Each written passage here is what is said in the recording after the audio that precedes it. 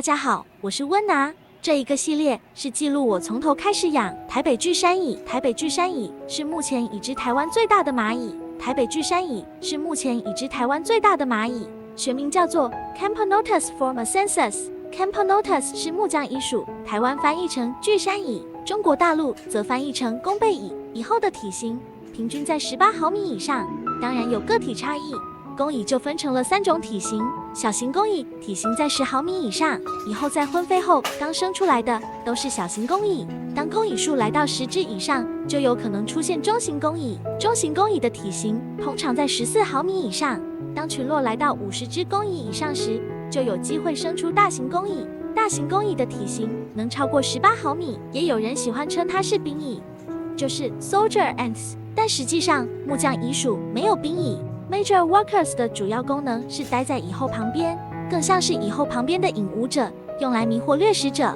目前我的群落大小是1只蚁后跟13只小型工蚁。台北巨山蚁通常工蚁10只以上就可以搬进蚁巢了，也因为工蚁的体型大，从1颗卵到工蚁需要2个月的时间，算是群落发展速度很慢的蚂蚁。请注意，我这边说蚂蚁的体型都是指空腹状态。蚂蚁有2个胃，屁股这边是第2个胃，用来储存食物。当屁股的胃装满食物，会比空腹更大。如果是蚁后的屁股装满食物跟卵石，能再增加4毫米。所以通常说蚂蚁的体型，都是说空腹的状态。再来讲到为何会叫台北巨山蚁，根据1909年日本研究员 Takahashi 发表的论文，他是在 Formosa 的 Taihoku 发现的。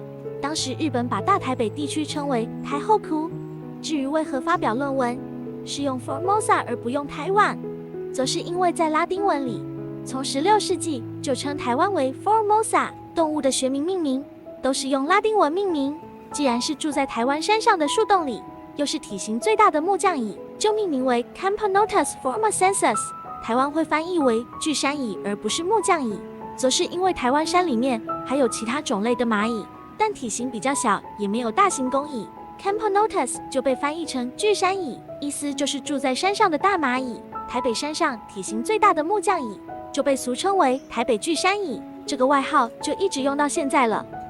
现在准备帮他们移到蚁巢去，记得蚁巢不要过大，这个蚁巢是一体巢，蚁巢是长度9公分，宽度5公分，活动区是长度9公分，宽度6公分。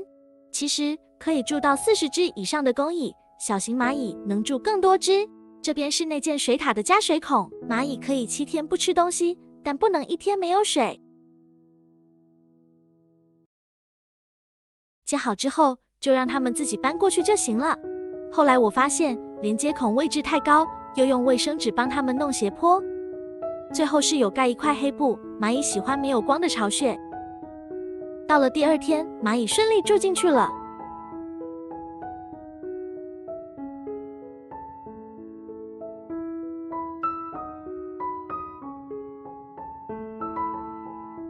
到了第3天，我发现食盆太高了，还是用软管。到了第6天，我买了外接水塔跟外接垃圾桶，让活动区域能空旷一点，它们打蟑螂也会比较好打。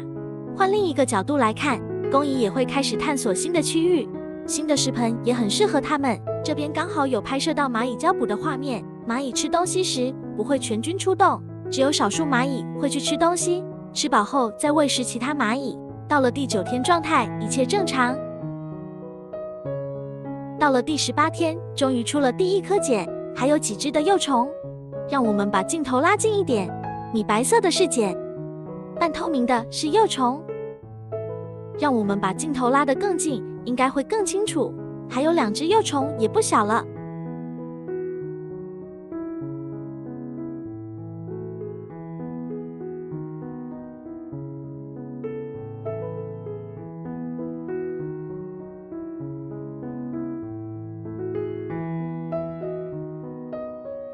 现在要来准备喂食蟑螂，大约5毫米大小的就可以了。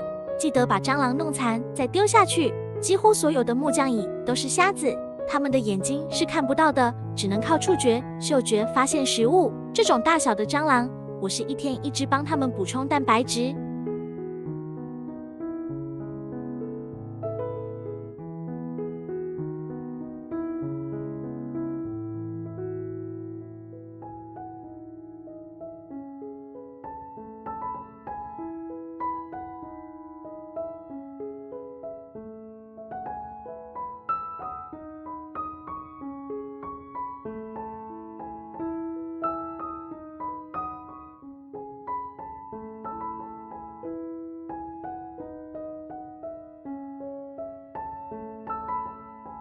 到了第20天，有一只工蚁的生命似乎到尽头了。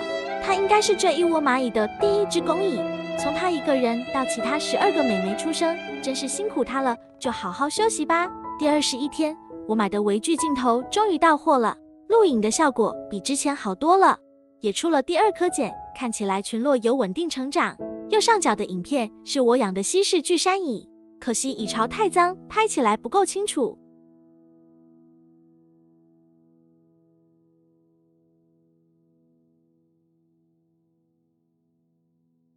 到了第30天，已经有5颗茧了，非常期待破茧而出。这2颗比较大的茧，不知道会不会是中型工蚁，等下个月才会知道答案。这一集就先到这边，喜欢我的频道，记得按赞、订阅、加分享，开启小铃铛。感谢大家的收看，我们下一集再见。